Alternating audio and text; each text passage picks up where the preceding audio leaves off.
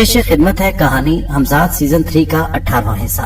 रघुवीर अपने अंजाम को पहुंच चुका था। चौधरी ने शंकर का किस्सा छेड़ दिया। मैं तो चाहता था कि इस गांव जमुनानगर से चुपचाप यहाँ से निकल जाऊं, मगर मेरे जहन में बार बार ये ख्याल आ रहा था कि जिस मकरूर धंधे में चौधरी और शंकर मुलविस हैं, उसे उनकी सजा जरूर मिलनी चाहिए। चौधरी अगर खुद इस धंधे से बाज आ जाता तो मुझे कोई एतराज नहीं था, मगर वो कहावत मशहूर है ना कि लातों के भूत बातों से नहीं मानते। मुझे इस सिलसिले में क्या करना चाहिए था? मुझे मालूम था कि वो शंकर को बुलाकर मेरे सामने बिठाएगा और शंकर यही बात करेगा कि वो मुझे अपने साथ इस मकरूर धंधे में मुलविस होने का कहेंगे और मुझे काम करने के लिए कहेंगे, मुझे पुरकशिश पेशकश देंगे, मुझे रातों रात अमीर होने के तरीके बताएंगे और मेरी इस सलाहियत से फायदा उठाने की कोशिश करेंगे। मैं सारी चालें समझता था, मगर देखना चाहता था कि ऊंट किस करवट बैठता है। अगले रोज तकरीबन दिन 12 बजे के करीब शंकर हवेली में मौजूद था। ऊंचे लंबे कद का और मजबूत जिस्म का आदमी, उम्र चौधरी के बराबर होगी, लेकिन उसकी आंखों में जहानत टपक रही थी। लगता था कि दौलत कमाने के हर हुनर से बाखूबी आगाह है। चौधरी ने मेरा तारुफ एक दोस्त की हैसियत से करवाया और उसे भी एक दोस्त की हैसियत से मुझसे तारुफ करवाया। निहायत दोस्ताना माहौल में गुफ्तगू का आगाज हुआ और कहने लगा, शेख साहब ने आपकी तारीफों के पुल बांध दिए। इतनी तारीफ की कि मैं आपसे मिलने के लिए बेचैन हो गया और शहर से दौड़ा चला आया। मेरा बहुत कम गांव में चक्कर लगता है। खैर, ये तो उसका झूठ साफ पकड़ा गया था, क्योंकि मैं जानता था कि वो कुछ दिन पहले खुफिया तौर पर चौधरी से मिलकर जा चुका है। न जाने अब तक कितनी ही औरतों को यहाँ से हिंदुस्तान से दूसरे मुल्कों को भिजवा चुके हैं और उनके पीछे कितना बड़ा गिरोह है जो इस धंधे में मुलविस था। मुझे क्या करना होगा? आखिर ऐसा कौन सा काम है जिससे आदमी रातों रात अमीर बन सकता है? मैंने हैरानी से शंकर की तरफ देखते हुए पूछा। हाँ जी, चौधरी साहब नजरें चुराते हुए बोले, काम भी बता दिया जाएगा शेख साहब आपको। आप जानते हैं कि दुनिया में दौलत कमाना आसान काम नहीं, बड़े पापड़ बेलने पड़ते हैं, फिर जाकर 4 पैसे हाथ आते हैं। मगर आपको एक ऐसा धंधा नजर आ जाए जिसमें थोड़ा काम करके पैसे ज्यादा मिले तो फिर कैसा रहेगा? ऐसा काम जिससे आदमी का जीवन सफल हो जाए। शंकर ने हंसकर कहा। फिर भी शंकर साहब कुछ बताइए तो सही, मैंने ना समझते हुए कहा। हाँ, कुछ नहीं जी, बस ये समझ लीजिए कि इधर का माल उधर। क्या मतलब है आपका? आप स्मगलिंग की बात तो नहीं कर रहे? अरे नहीं शेख साहब, कैसी बातें करते हैं, हम ऐसा कोई गलत काम नहीं करते धंधे में स्मगलिंग वगैरह का। ये तो सरासर बुरी बात है। हम तो बस बेकस मजबूर इंसानों को इधर से उधर भेजते हैं। इस बार चौधरी ने कहा। अरे कहाँ भेजते हैं? फिर अचानक ही लाल दीन चाय के बर्तन उठाए हुए अंदर दाखिल हुआ। बर्तन रख और फौरन यहाँ से दफा हो जा। चौधरी ने मुलाजिम लाल दीन को देखते हुए गुस्से से इशारा किया। हम कोई जरूरी बात कर रहे हैं। और लाल दीन ने डरते डरते फौरन चाय के बर्तन रखे और उल्टे कदमों बाहर की तरफ भागा। अच्छा, मेरा मतलब है कि आप लोगों को दूसरे मुल्कों में भिजवाते हैं? जी हाँ, लोगों को भिजवाते हैं, मगर उनकी मर्जी के खिलाफ, शंकर ने कहा। बात खुलकर बताइए जी, ताकि मुझे समझने में आसानी हो। शंकर कहने लगा, मेरा ख्याल है शेख साहब को बात सीधी और आसान शब्दों में समझा देनी चाहिए। शेख साहब, हम हिंदुस्तान से लड़कियां दूसरे मुल्कों में भेजते हैं। हमारा काम बस इतना है कि यहाँ से लड़कियों को साहिली इलाकों तक पहुँचाना होता है। वहाँ से पानी के जहाजों के जरिए उन्हें बाहर भेज दिया जाता है। हमारे लोग हर जगह काम करते हैं, हर एक का अपना मखसूस काम होता है। हमें सिर्फ लड़कियों को चंद मखसूस लोगों के हवाले करना होता है। हमारा धंधा सिर्फ लड़की का शिकार करना होता है। सीधी सादी बात, औरतों को दूसरे मुल्कों में भेजना ना जी ना, बिल्कुल यही समझ लीजिए। उन्हें कैसे राम करना है, ये काम है हमारा। उन्हें काम का बहाना देकर या ज्यादा पैसे कमाने का लालच देकर बाहर के मुल्कों में काम करने के लिए तैयार किया जाता है और उन्हें बाहर ले जाया जाता है। बाहर जाकर उनके साथ क्या सलूक होता है, ये हमारा काम नहीं। आप जिस फन में महारत रखते हैं, हमें उसमें ज्यादा मेहनत करनी पड़ती है। आपके इस तरह करने पर लड़की खुद ब खुद तैयार हो जाएगी, क्योंकि आप दूसरों के दिमाग को काबू करना जानते हैं और फिर हम उस औरत को अपने गिरफ्त में करके आसानी से अपने आदमी के हवाले कर दिया करेंगे। शेख साहब, इस काम की आपको इतनी दौलत मिलेगी कि आप सोच भी नहीं सकते। अगर आप एक लड़की हवाले करते हैं तो इतना मुआवजा मिलेगा कि क्या बताऊं। मैंने पूछा, शंकर साहब फिर भी कितना? आपकी सोच से भी ज्यादा। तो फिर भी आप कितनी लड़कियों को उनके हवाले करते हैं? मैंने शंकर से पूछा तो कहने लगा, 15 या 10 लड़कियों का ग्रुप होता है। हमें काम का आगाज कब करना है? मैंने पूछा। फिलहाल तो हमारे पास 10-11 लड़कियां मौजूद हैं, उन्हें 2 दिन में आके भिजवाना है। इसके बाद अगला काम आपको मिलेगा और इतना माल मिलेगा कि आप सोच भी नहीं सकते। लड़कियों को तुम लोग रखते कहाँ हो? मैंने पूछा तो शंकर मेरी तरफ देखने लगा, फिर उसकी निगाहें चौधरी की तरफ फिर गई। चौधरी कहने लगा, बता दीजिए, शेख साहब तो हमारे भरोसे के आदमी हैं। लड़कियों को इसी हवेली में रखा जाता है। उसकी बात सुनकर मैं हैरत से उछल पड़ा। जी हाँ शेख साहब, हैरान होने की जरूरत नहीं, चौधरी साहब बोले। इस हवेली में कई पुरस्कार तहखाने हैं। हमने लड़कियों की मेहमान नवाजी के लिए एक जगह बना रखी है जहाँ मेहमानों को बड़ी इज्जत से रखा जाता है और फिर इसके बाद यहाँ से मुंतकिल कर दिया जाता है, जहाँ से हमारे लोग उन्हें लेकर साहिली इलाकों की तरफ चले जाते हैं। ये लोग इतने सफाक थे, मैं सुनकर अंदर ही अंदर उबलने लगा और चौधरी उसमें पेश था। इसका मतलब है कि चौधरी भी इंतहाई लालची और मतलबी आदमी था। मुझे ये जानकर बहुत दुख हुआ, मगर इन लोगों को इनके किए की भयानक सजा देने के लिए मैं तैयार था। मैंने कुछ सोचकर कहा, ठीक है, मैं तुम लोगों के साथ काम करने के लिए तैयार हूँ, लेकिन मेरा हिस्सा क्या होगा? मेरे इस तरह राजी हो जाने पर दोनों के चेहरे खुशी से खिल उठे और कहने लगे, अरे दोस्त, क्या बात करते हो, जो तुम चाहोगे मिलेगा, रातों रात करोड़पति बन जाओगे, हिंदुस्तान के बड़े बड़े अमीर लोगों में तुम्हारा नाम होगा। देखो शंकर भैया, कहीं लेने के देने न पड़ जाए। मेरी बात सुनकर शंकर ने जोरदार अंदाज में कहकर लगाया, अरे भाई क्या बात करते हो, हम तो काफी अरसे से इस धंधे में मुलविस हैं, दौलत की रेल पेल है, ऐश की जिंदगी गुजारते हैं और लोगों के काम भी आते हैं। उसने आंख मारते हुए चौधरी की तरफ देखकर कहा। इसके बाद काफी देर तक इधर उधर की बातें होती रहीं। इसके बाद शंकर 2-3 रोज के बाद आने का कहकर वहां से चला गया। मैंने चौधरी के पास से उठते हुए आकर कमरे में हमजाद को हाजिर होने का हुक्म दिया और हमजाद को सारी सूरत हाल से आगाह करते हुए कहा कि मैं इन दोनों को इनके इस भयानक जुर्म की सजा देना चाहता हूँ। मैं चाहता हूँ कि मुझे उस खुफिया तहखाने का रास्ता मालूम हो जाए जिसमें इन्होंने औरतों को कैद कर रखा है। हो सकता है हमारी कोशिशों से कुछ औरतें रिहाई और आजादी पा जाएं।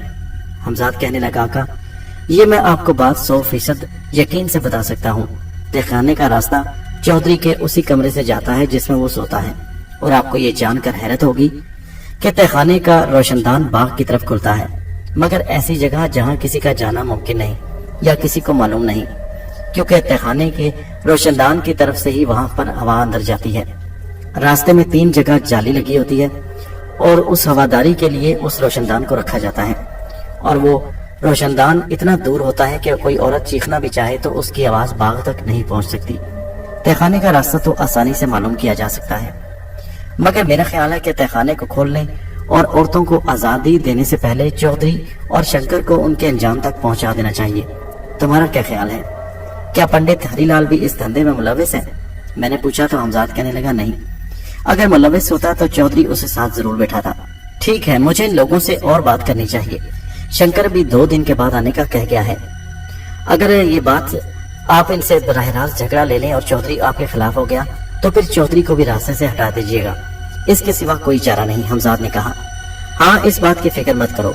अगले रोज मैं और चौधरी आपस में खुशगवार मूड में बैठे बातें कर रहे थे। मैंने सोचा अब वक्त आ गया है कि चौधरी से इस बारे में खुलकर बात करनी चाहिए। मैंने कहा, चौधरी साहब, मैं एक खानदानी और साहिब हैसियत आदमी हूँ। मैं माफी चाहता हूँ, मुझे आपकी पेशकश कबूल नहीं। मैं इस धंधे में मुलविस नहीं होना चाहता। चौधरी मेरी बात सुनकर एकदम जैसे सुन होकर रह गया, हैरत से मेरी तरफ देखने लगा।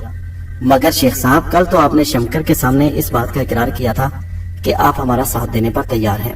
जी हाँ चौधरी साहब, कल मैंने इकरार किया था, मगर आज मैंने सोचने के बाद फैसला किया है कि मैं इस धंधे में मुलविस नहीं होगा। चौधरी साहब, खुदा से डरिए, आप किस धंधे में पड़ गए हैं? आप तो साहिब ईमान हैं, मुसलमान घराने में पैदा हुए हैं। खुदा और आखिरत को याद रखिए, आखिर मरना भी है। ये दौलत आपके लिए जहन्नम का ईंधन बन जाएगी। शेख साहब, हमने आप पर एतमाद किया और आप अपने राज में आपको शरीक किया। अगर ऐसी बात है तो कल ही इस बात का फैसला आपको कर लेना चाहिए था। चौधरी का लहजा एकदम बदल गया। चौधरी साहब, आप मेरे दोस्त हैं, आपने मुझ पर एहसान किया, मुझे अपने पास रखा और मुझे अपने राज में शरीक किया, मैं मानता हूँ, मगर ये रास्ता ठीक नहीं। ख्वामख्वाह इतने इंसानों की बददुआएं लेना, मजलूम औरतों पर और जुल्म उठाना। तो हमारा साथ देना चाहते हो या नहीं? चौधरी ने इंतहाई रुखाई से कहा। अब की बार मुझे उसके लहजे में अपनी हतक महसूस होने लगी। चौधरी साहब, अपना लहजा दुरुस्त कीजिए।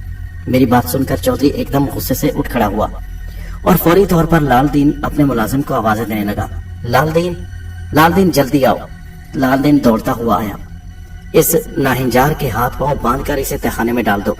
कमबख्त को इतने दिनों से मेहमान बना रखा है, मगर ये हरामखोर मुझे नेकनीति का दर्स देने आ गया है। शेख, तुझ पर हमने एतमाद करके, तुझे अपने राज में शरीक करके, तुझ पर भरोसा करके हमने बहुत बड़ी गलती की। अब तुझे जिंदा नहीं छोड़ा जा सकता। तूने हमारी सारी मेहनत पर पानी फेर दिया। चौधरी के कहने पर लालदीन फौरन मेरी तरफ बढ़ा और उसने मुझे बाजू से पकड़ लिया। मैं चाहता तो फौरन हमजाद को हाजिर होने का हुक्म दे सकता था और उसकी गिरफ्त से आजाद होना मेरे लिए मुश्किल नहीं था, मगर नहीं, मुझे तो अभी शंकर का मालूम करना था कि वो कहाँ है। मैं चाहता था कि वो भी आ जाए, और दूसरा, मुझे अभी तक उस तहखाने का रास्ता मालूम नहीं था जहाँ पर औरतों को कैद किया गया था।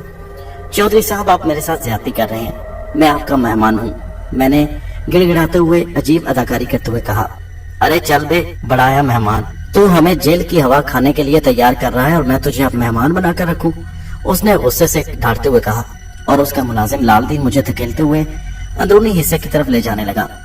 इस कमरे के साथ ही चौधरी का एक और कमरा था। उस कमरे में ले जाकर उसने मुझे अंदर धक्का दिया और दरवाजा बंद कर दिया। आगे बढ़कर उसने मुझे बाजू से पकड़ा और धकेलता हुआ कमरे के कोने की तरफ बढ़ने लगा। कोने में पहुंचकर उसने कालीन उठाया। नीचे बड़ा सा लकड़ी का तख्ता दिखाई दिया। उसने तख्ते को हटाया तो नीचे सीढ़ियां जाती हुई दिखाई दी। चलो आगे बढ़ो, उसने इसे अंदाज में कहा कि मैं हैरान रह गया। ये वही मुलाजिम था जो मेरे साथ निहायत अदब से पेश आ रहा था। इस बार उसका लहजा बदला हुआ था, मालिक की वफादारी का हक अदा कर रहा था। मैं चुपचाप सीढ़ियां नीचे उतरने लगा। नीचे उतरकर देखा, ये एक कदरे नॉर्मल साइज का हाल नुमा कमरा था। शुमाली हिस्से की तरफ दूर एक रोशनदान दिखाई दे रहा था जो गालिबन बाग की तरफ खुलता था, मगर जहाँ पर यह रोशनदान था वहाँ इस कदर झाड़ियां थी कि उस बाग में से रोशनदान को ढूंढना आसान काम नहीं था। मुझे तहखाने की सीढ़ियां नीचे उतार कर वो वापस दरवाजे को बंद करके चला गया था। मैंने इधर उधर घूम फिर कर पूरे तहखाने का जायजा लिया। अगर मैं कमरे में पहुंच भी जाता तो वहां से निकलना मुमकिन नहीं था, क्योंकि मुझे यकीन था कि वो कमरे को बाहर से ताला लगा गया होगा। काफी देर में बेमकसद की सोचों में गुम रहा। उसके बाद मैंने हमजाद को हाजिर किया। वैसे तो यहाँ से निकलना कोई मुश्किल नहीं, हमजाद ने कहा, हम यहाँ से कहीं भी जा सकते हैं।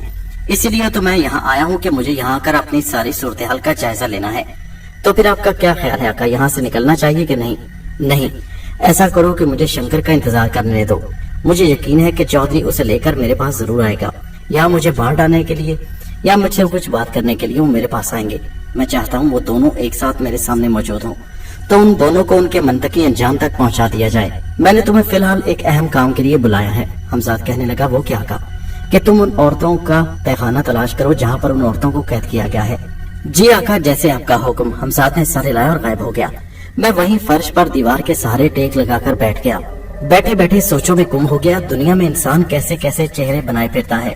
बज़ाहिर इतना अच्छा और शरीफ नजर आने वाला चौधरी आखिर क्या निकला, और इसके साथ वो शैतान शंकर अपने ही देश की औरतों को इज्जतों के मुहाफिज बनने के बजाय उनके दुश्मन बन गए और उन्हें दूसरों के हाथों फरोख्त करने लगे। बहुत अफसोस की बात थी। बहरहाल जो कुछ भी था, मैं इन लोगों को वैसे तो नहीं छोड़ सकता था। मुझे वहां बैठे थोड़ी देर गुजरी तो हमजाद जाहिर हुआ और कहने लगा, आका, इसी तहखाने के साथ दूसरा तहखाना है, उसमें कोई 10-12 के करीब औरतें मौजूद हैं। खुदा जाने कब से उन बेचारियों को कैद में रखा गया है। उनमें से तो ज्यादातर की हालत बहुत खराब है। ओह, इसका मतलब है कि उन्हें जल्द अज जल्द उनके अंजाम तक पहुंचा देना चाहिए और उन औरतों को वहां से रिहाई दिलवानी चाहिए। क्या उम्मीद है कि सुबह तक वो आ जाएंगे? हाँ ठीक है, सुबह तक उनका इंतजार कर लेते हैं। क्या आपके लिए खाना ले आऊं आका? आपको भूख लगी होगी। अभी नहीं, थोड़ी देर तक ले आना। मैं वहीं बैठ गया। सारे मंजर एक एक करके आंखों के सामने से गुजरने लगे। नगीना याद आने लगी, भाइयों की बेवफाइयां याद आने लगी। वो औरत जिसने मुझे हमजाद को काबू करने के लिए मजबूर किया था। न जाने कौन सा पल था कि अचानक हमजाद मेरे सामने खाना लिए हाजिर हुआ। उसने निहायत अदब से खाना मेरे सामने रख दिया। गरम गरम रोटियां और निहायत मजेदार सालन था। मैंने सैर होकर खाया और उसे सुबह के लिए चंद जरूरी हिदायत देकर रुखसत कर दिया। रात को उसी फर्श पर पांव फैलाकर सो गया। रात कैसे गुजरी कुछ पता नहीं चला। सुबह के उजाले का उस वक्त पता चला जब रोशनदान में दूर से थोड़ी थोड़ी रोशनी दिखाई दी। फिर मुझे अचानक किसी के सीढ़ियों से नीचे उतरने की आवाज सुनाई दी। गौर से देखा तो आगे आगे चौधरी था और उसके पीछे शंकर। दोनों आहिस्ता कदमों से चलते हुए मेरे सामने आकर खड़े हो गए और कहने लगे, हाँ भाई शेख, सुनाओ क्या हाल चाल है। हमने तेरी बेहतरी के लिए इतना कुछ सोचा, तुझे इतने अच्छे मशवरे दिए। हम तो चाहते थे कि तू दौलतमंद हो जा और जिंदगी ऐसे गुजार, मगर तू तो खुद अपना दुश्मन बन गया और हमें नसीहतें करने लगा। देख चौधरी, मैं थूकता हूँ तेरी दौलत पर, और मुझे ऐसी दौलत नहीं चाहिए जो गलत तरीकों से किसी की जिंदगी बर्बाद करके हासिल की जाए। अबे कितना पागल है तू, शंकर बोला। अब क्या करें, इसका ज्यादा बातों में वक्त जाया मत करो, शंकर ने चौधरी से कहा। करना क्या है, इसका जिंदा रहना हमारे लिए ठीक नहीं। अगर ये जिंदा रहा तो हमारे लिए मुश्किल बन जाएगी। پھانسی کا پھندا ہمارے گلے تک پہنچ سکتا ہے، تو پھر سوچ کیا رہا ہے، مار ڈال اسے اور اسی فرش میں گاڑ دے، شنکر نے غصے سے کہا۔ اس نے آگے بڑھ کر زوردار تھپڑ میرے منہ پر مارنے کے لیے جیسے ہی ہاتھ اٹھایا، میں نے فوراً آگے بڑھ کر اس کا ہاتھ پکڑ لیا اور فوراً حمزاد کو حاضر ہونے کا حکم دیا۔ پھر میں نے چودھری کے پیچھے حمزاد کو ظاہر ہوتے ہوئے دیکھا۔ اس نے ہاتھ میں ایک تیزدار خنجر پکڑ رکھا تھا۔ وہ اس سے پہلے کہ صورتحال کو سمجھتا، حمزاد نے دائیں ہاتھ کو فضا میں بلند کیا اور چودھری کی گردن پر اپنے خنجر والے ہاتھ کو پھیر دیا۔ خنجر اتنا تیز دھار تھا کہ چودھری کی گردن لمحوں میں کٹ گئی اور دور جا گری۔ زوردار چیخ مار کر وہ فرش پر گر پڑا اور تڑپنے لگا۔ شنکر نے یہ دلدوز منظر دیکھا تو وہ ایک دم گھبرا گیا۔ اسے سمجھ نہیں آ رہی تھی کہ اچانک ہوا کیا، کون آیا جس نے ایک دم چودھری کی گردن کاٹ ڈالی۔ مگر اس سے پہلے کہ وہ سمجھتا، حمزاد کا خنجر والا ہاتھ فضا میں بلند ہوا اور بھرپور وار اس نے شنکر کے پیٹ پر کیا۔ خنجر اس کے پیٹ کو پھاڑتا ہوا اندر تک دھنس گیا اور شنکر کے منہ سے ایک خوفناک چیخ نکلی اور وہ بھی کٹے ہوئے شہتیر کی طرف فرش پر گر پڑا اور تڑپنے لگا۔ اب میں زیادہ وقت ضائع نہیں کرنا چاہتا تھا۔ میں جانتا تھا کہ یہ دونوں کسی صورت باز نہیں آئیں گے۔ وہ دونوں کی لاشیں اس فرش پر تڑپ رہی تھی۔ حمزاد کہنے لگا، چلیں آقا، میں آپ کو عورتوں کے تہخانے میں لے جاؤں جہاں انہیں قید کیا گیا ہے۔ ہاں ٹھیک ہے چلو۔ ہم دونوں تیزی سے سیڑھیاں چڑھتے ہوئے اس کمرے سے باہر نکل آئے۔